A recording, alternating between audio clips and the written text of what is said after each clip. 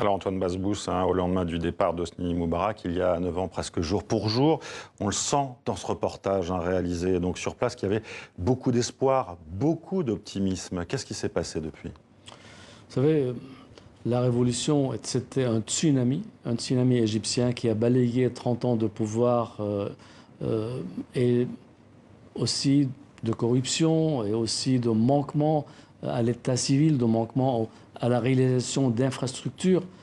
Bon, aujourd'hui, 9 ans après, les Égyptiens se retournent et parfois regrettent les années Moubarak. Il y avait plus de prospérité, moins de fermeté. Il faut rappeler qu'aujourd'hui, l'Égypte est dans une situation économique assez catastrophique.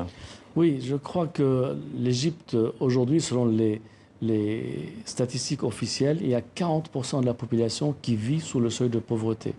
C'est déjà énorme.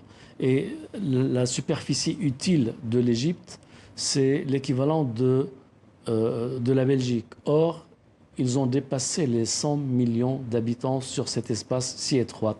Donc les ressources ne peuvent pas suivre et la qualité de ce que produit l'Égypte, c'est souvent agricole et ce n'est pas de la haute valeur, ce n'est pas non plus le Japon ou la Corée du Sud. Qu'est-ce qu'elle promettait, cette révolution et cette chute d'Hosni Moubarak? Plus de démocratie, justement? C'est ce qu'attendaient ces manifestants? Les manifestants attendaient un nouveau pays, plus de démocratie, de la liberté et de la distribution, pas de corruption. Ils rêvaient d'une nouvelle Égypte.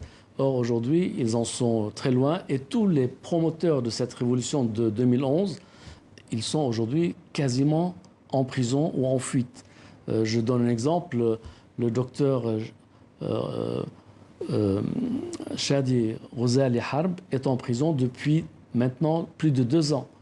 Il y a eu beaucoup de surprises aussi lors de la première élection présidentielle libre. Le premier président élu était Mohamed Morsi, président du Parti de la Liberté et de la Justice, une formation issue des frères musulmans. En Occident, ça a beaucoup surpris que les Égyptiens élisent cet homme. C'était une surprise pour vous aussi ou pas? Je ne suis pas certain que les urnes ont donné ce nom-là, mais il aurait fallu peut-être pour l'armée de passer par une transition à travers un président issu des frères musulmans, et à partir de là, il torpillait son règne pour pouvoir replacer l'un de leurs hommes. C'était une transition, je crois, calculée de la part de l'armée qui a torpillé son année au pouvoir, organisé les pénuries d'essence, de pain, de tout, de gaz, pour pouvoir le torpiller et s'en séparer.